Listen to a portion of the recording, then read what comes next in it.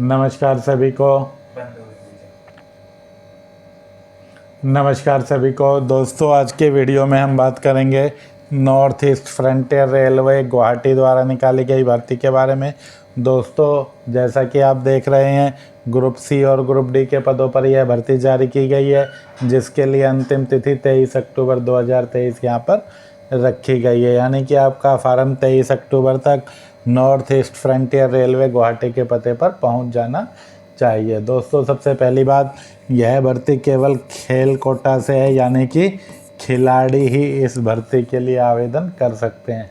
यदि आप खिलाड़ी नहीं हैं तो आप इन पदों पर भर्ती के योग्य नहीं हैं। तो जो भी खिलाड़ी नहीं है वह इस वीडियो को बेशक से ना देखें, टाइम अपना ख़राब न करें। तो आइए शुरू करते हैं आज का वीडियो। जैसा कि आप देख रहे हैं, खेल कोटा की यह भर्ती निकली है, जिसमें 10वीं और 12वीं पास पुरुष और महिला अपना आवेदन भेज सकते हैं। ऑफलाइन यह भर्ती है। कुल 51 इसमें पद आपके रहने वाले हैं। 16 पद यहाँ पर है, वह ग्रुप सी के हैं, जिनका ग्रेड पे 1900 से 2000 रुपये है। आयु की बात करें तो 18 से 25, वेतनमान की बात करें तो 19,900 से 63,200 और योग्यता की बात करें तो कम से कम 12वीं पास। इसी तरह 35 पद हैं, वह ग्रुप डी के हैं, जिनका ग्रेड पे है वह 1800 है। आयु की बात करें तो 18 से 25 ही है। वेतनमान की बात करें तो 18,000 से 56,900। योग्यता की बात करें तो या तो आवेदक 10वीं पास हो या फिर आवेदक ITI पास हो, यानी 10वीं पास भी आवेदन कर सकते हैं, ITI पास भी इन पदों के लिए आवेदन कर सकते हैं। आपकी आयु की गणना है वह यहाँ पर 1 जनवरी 2024 के अनुसार की जाएगी।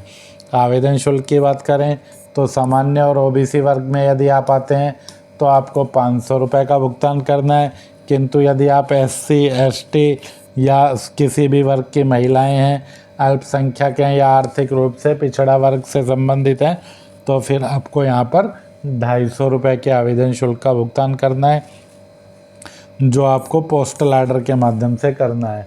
दोस्तों, पोस्टल आर्डर आपको डाकघर से मिल जाएगा।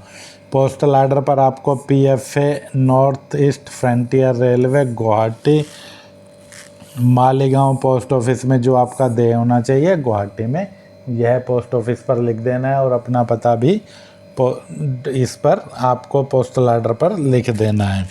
डाक द्वारा जो आपका आवेदन भेजने का पता है वह है senior personal officer recruitment, north east frontier railway, headquarter Maligaon Guwahati. Pin code है 781011 आसाम। इस पते पर आपको केवल साधारण डाक के माध्यम से अपना आवेदन भेजना है। आवेदन के साथ जो आपको डॉक्यूमेंट लगाने हैं वह सभी आपके सेल्फ अटेस्टेड होने चाहिए, जिनमें आपको अपनी शैक्षिक योग्यता 10वीं 12वीं ITI जो भी आपके पास है वह आपको लगा देने हैं। इसके अलावा यदि आप रिजर्व जाति से संबंधित है तो आपको अपनी जाति का प्रमाण पत्र लगाना है। एक सेल्फ एड्रेस एनवलप लगाना है, जिस पर आपको 6 रुपये के डाक टिकट लगाने हैं। खेल प्रमाण पत्र की प्रति लगानी है। एक फ़ोटो फार्म पर जैसा आपने चिपकाया है उसी के साथ का एक फ़ोटो आपको साथ में भेजना है, जिसके पीछे की तरफ आपको अपना नाम लिख देना है। इसके अलावा आपको 250 या 500 रुपये का पोस्टल आर्डर जैसा भी आपके लिए लागू है वह भेज देना है। जिस लिफाफे में आप आवेदन डालकर भेज रहे हैं उस लिफाफे के ऊपर आपको रिक्रूटमेंट अगेंस्ट स्पोर्ट कोटा और इवेंट का नाम और अपनी पोजीशन और अपना ग्रेड पे 1800 में भर रहे हैं या 1900 में भर रहे हैं वह आपको लिख देना है।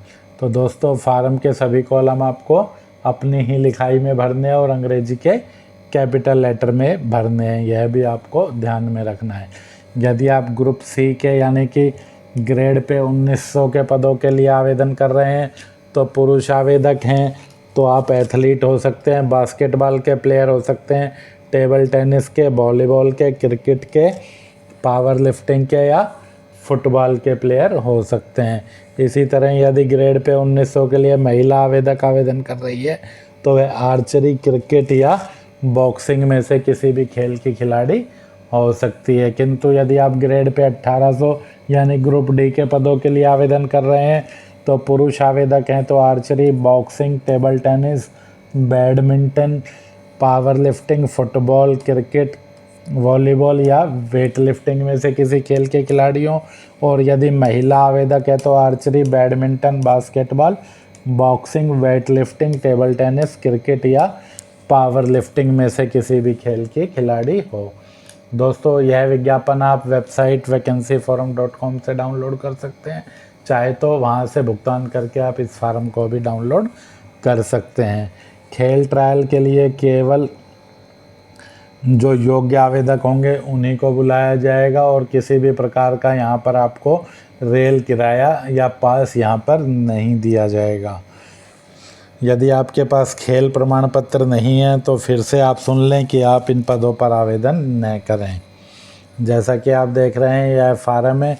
यहाँ पर आपको जिस पते पर फार्म भेज रहे हैं वह पता पूरा लिख देना है, फ़ोटो चिपका देना है और फ़ोटो पर आपको किसी अटेस्ट करा लेना है। स्पोर्ट डिसिप्लिन विच अप्लाइड, जिस स्पोर्ट्स डिसिप्लिन के लिए आप अप्लाई कर रहे हैं उसका नाम लिखना है। ग्रेड पे में 1800 या 1900, जिस भी ग्रेड पे के लिए आप अप्लाई कर रहे हैं, जिस इवेंट के लिए अप्लाई कर रहे हैं और जो आपकी पोजीशन है उसके लिए अप्लाई कर रहे हैं वह आपको लिख देनी है। कॉलम नंबर 2 की बात करें तो कॉलम नंबर 2 के प्रत्येक बॉक्स में आपको अपना नाम लिख देना है। एक बॉक्स में आपको केवल एक ही अक्षर लिखना है और यदि आपके नाम में स्पेस है जैसे राहुल कुमार तो राहुल के बाद एक बॉक्स खाली छोड़ के आपको कुमार लिख देना है। इसी तरह आपको अपने फादर और मदर में से किसी का भी नाम कॉलम नंबर 3 में यहाँ पर लिख देना है। जो भी एक बॉक्स में एक नाम और उसके बाद स्पेस छोड़ के आगे। डेट ऑफ बर्थ में इसी तरह से आपको लिखना है। ईयर में जिस भी वर्ष आप पैदा हुए हैं, जैसे 2000 तो पहले बॉक्स में 2, बाकी तीनों में 00। प्रेजेंट एज 1/1/2024 है। 1/1/2024 को आपकी आयु कितने साल, कितने महीने और कितने दिन हो जाएगी वह गणना करके आपको लिख देनी है। पुरुष आवेदकों को मेल पर टिक करना है, महिला आवेदकों को फीमेल पर। 6 कॉलम में आपको अपनी नेशनलिटी लिखनी है तो सभी को इसमें इंडियन लिख देना है। कॉलम नंबर 7 की बात करें तो इसमें जिस भी धर्म से आप संबंधित हैं उस धर्म का नाम लिखना है। कॉलम नंबर 8 में आपको अपनी कैटेगरी दर्शानी है। कॉलम नंबर 9 में आपको अपनी पहचान के 2 निशान लिख देने हैं। कोई भी कट मार्क, कोई भी तिल, कोई भी चोट का निशान आप लिख सकते हैं। कॉलम नंबर 10 में प्रत्येक कॉलम में आपको एक एक करके अंक अपना पूरा कम्युनिकेशन का एड्रेस लिखना है। इसी तरह से कॉलम नंबर 11 में भी आपको पिन कोड सहित अपना पूरा पता लिख देना है। कॉलम नंबर 12 की बात करें तो इसमें आपको अपने नज़दीकी रेलवे स्टेशन का नाम लिखना है। जो भी आपके निवास स्थान से नज़दीकी रेलवे स्टेशन है वह आप इसमें लिख सकते हैं। कॉलम नंबर 13 के 1 में आपको अपना मोबाइल नंबर और नंबर 2 में आपको अपना ईमेल आईडी लिख देना है। यदि आप वर्तमान में कार्यरत हैं तो फिर जिस भी डिपार्टमेंट में आप कार्यरत हैं उसका उल्लेख आपको यहाँ पे करना है, वरना आप यहाँ पे नो लिख सकते हैं। कॉलम नंबर 15 में आपको अपनी एजुकेशन क्वालिफ़िकेशन भरनी है, जिसमें सबसे पहले आपको एग्ज़ाम पास में मैट्रिक, बोर्ड यूनिवर्सिटी में जिस भी बोर्ड से आपने 10वीं परीक्षा पास की है, जिस सन में पास की है, जिस डिवीज़न और क्लास से पास की और जितना प्रतिशत आपका रहा है। इसके अलावा यदि आपने 10+2 पास किया है तो 10+2 का विवरण डालना है। ITI यदि आपके पास है तो आपको ITI का विवरण डालना है। यदि 10वीं पास ही हैं आप तो केवल 10वीं पास से भी आप फार्म भर सकते हैं।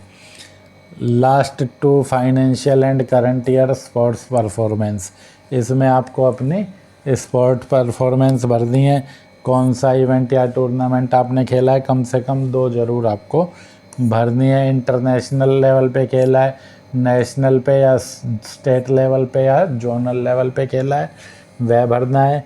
1/4/2021 से 31/3/2022 के बीच खेला है तो पहले बॉक्स में भरना है। यदि 1/4/2022 से 2023 के बीच में खेला है तो यहाँ पर भरना है, और 1/4/2022 से अब तक खेला है तो फिर यहाँ पे भरना है। उसका सर्टिफिकेट और डेट डालनी है। ऐसे ही जिस भी पोजीशन आपको मिली है वह आपको लिख देना है। कॉलम नंबर 17 में आपको अपने पोस्टल आर्डर की डिटेल डालनी है। Name of the post office, जिस डाकघर से आपने पोस्टल आर्डर ख़रीदा है, पोस्टल आर्डर का नंबर क्या है, किस डेट को ख़रीदा है, उसकी वैल्यू क्या है, कितने अमाउंट का है वह, ड्रान इन फेवर ऑफ किसके पक्ष में दे है और कहाँ पर पेबल है, वह सब आपको लिख देना है। उसके बाद यहाँ पर नेम ऑफ अकाउंट होल्डर, यहाँ पर आपको अपने, यदि आपके नाम से खाता है तो आपको अपना अकाउंट डाल देना है। यदि आपके नाम खाता नहीं है तो आप अपने किसी भी घर वाले के नाम से जो भी खाता है, अपने पिता का, माता का, भाई का, किसी का भी अकाउंट इसमें डाल सकते हैं, जिसमें आपको खेल ट्रायल के बाद आपको यदि 500 का भुगतान किया है तो 400 रुपये वापस आ जाएगा, और यदि 250 का भुगतान किया है तो 250 का 250 इस अकाउंट में आपको खेल ट्रायल के बाद वापसी आ जाएगा। तो जिसके भी नाम से खाता है, यदि आपके नाम का खाता है तो आप अपना नाम लिख दें, यदि आप अपने पिता का खाता डाल रहे हैं तो अपने पिता का नाम लिख दें, अकाउंट नंबर लिख दें, किस बैंक में खाता है, किस ब्रांच में खाता है, ब्रांच का कोड क्या है और IFSC कोड क्या है। ये सभी सूचनाएं आपको बैंक की पासबुक पर मिल जाएंगी। वहाँ से देख के आप स्पष्ट रूप से और सही सूचनाएं यहाँ पर भर सकते हैं।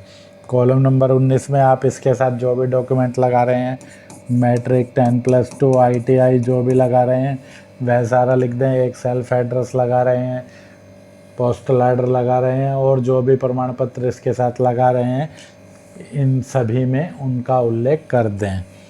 मैट्रिक सर्टिफिकेट ही लगा रहे हैं तो मैट्रिक का सर्टिफिकेट आपने यहाँ पर लिख दिया। सेल्फ एड्रेस एनवलप यहाँ पे लिख दिया, जैसे IPO जितने का भी लगा रहे हैं वह यहाँ पे लिख दिया। आधार कार्ड लिख दिया। जो भी चीज़ लगा रहे हैं उनका उल्लेख आपको इसमें कर देना है। अदर इन्फॉर्मेशन इफ एनी, यदि आपसे संबंधित कोई सूचना और महत्वपूर्ण रह गई है जो ऊपर के कॉलम में नहीं दी गई है तो वह आप इसमें लिख सकते हैं, वरना इसमें नॉट एप्लीकेबल लिख दें। इसके बाद यहाँ पर आपको अपना सिग्नेचर कर देना है, यहाँ पर आपको इंग्लिश में और यहाँ पर हिंदी में।